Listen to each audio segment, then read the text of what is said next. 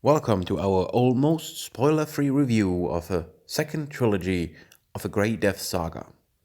We already have seen the first trilogy, and we followed the exploits of the Grey Death Legion during the late Succession War era. In this trilogy now makes a time jump straight into the 3050s. We have the time of the Skye Uprising, formation of Line Alliance, and Operation Guerrero. The trilogy is composed, like always, of 3 books, and these are Blood of Heroes, Tactics of Duty, and the last one, Operation Excalibur. What are these books about? Well, Blood of Heroes.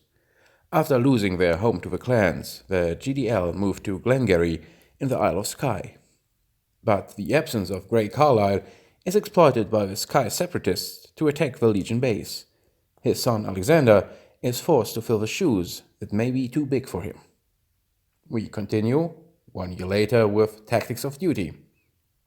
1 year after the attack on Glengarry, Alex Carlyle still has not recovered from the event. To get him again into focus, he is sent to escort Davis McCall to his home planet of Caledonia. A rebellion is going on there, and it seems like the Legion would be soon get involved. To check out how the situation actually is, they have to commit recon in force. And it all ends with Operation Excalibur. Disgraced after the events during the Caledonia uprising, Carlyle is forced to hand over its legion to his wife, Laurie.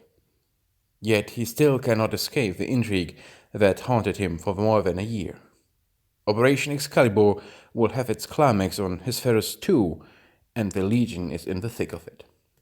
As we can see, the Legion still has the misfortune of getting caught in intrigues of other people. Although I have to say, in this case we actually have 2 events.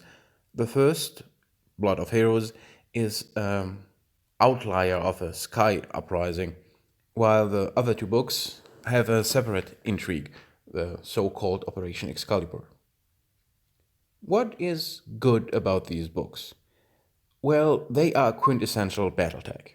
We get a lot of politics and a lot of military and a lot of BattleTech action. And that's quite good. If you just want to have a normal, average BattleTech book, or if you want to show someone what BattleTech is, these books are absolutely in your ballpark.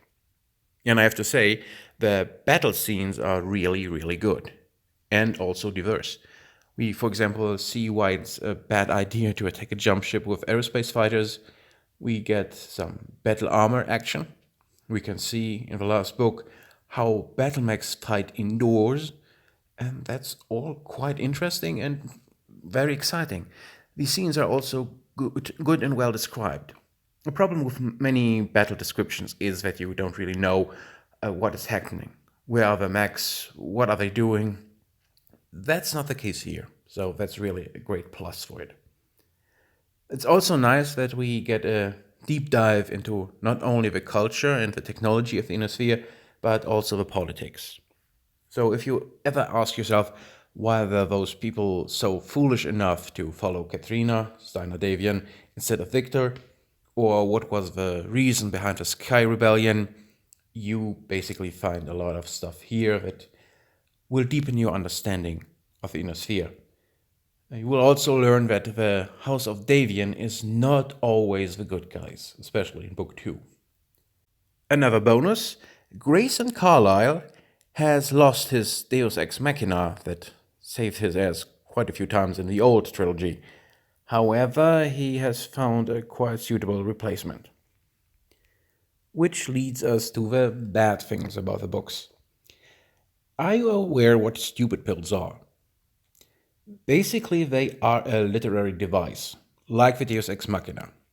For example, you have this great villain, he's cunning, smart, the plans are all working, they're difficult, but it's so brilliant.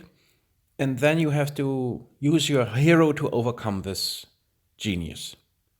How do you do it? Well, you can try to make a very interesting story, or you can simply give the enemy a stupid pill, and his IQ will drop 50 points at least. The cunning and good field commander will suddenly disregard the reports of its own spy. The suspicious and almost paranoid field marshal will allow its enemy to join its staff, and so on. And there are quite of these stupid pill incidents where the IQ of the enemy just drops.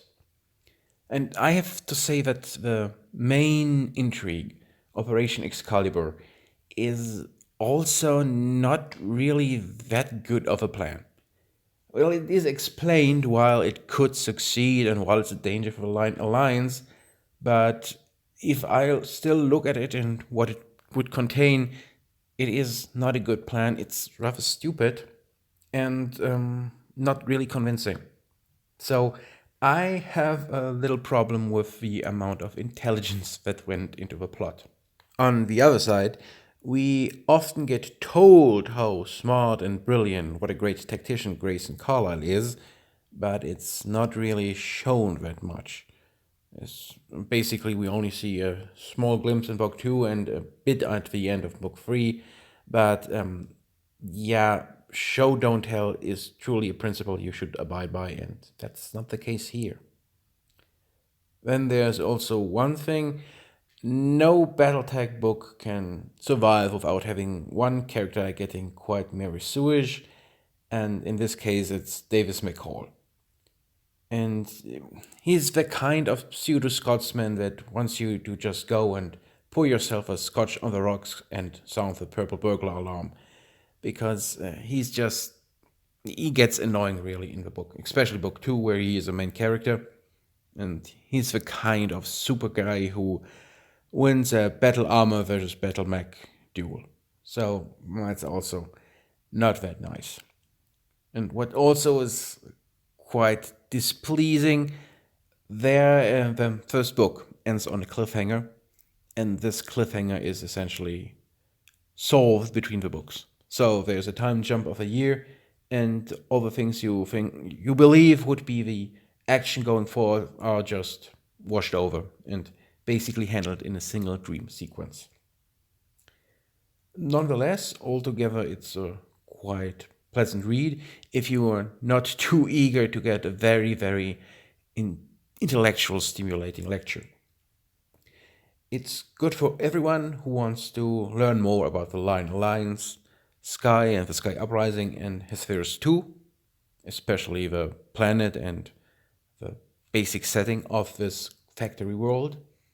And it shines because it really has very, very good action. In the battle descriptions, especially the mech combat, it stands above most other books that BattleTech produced.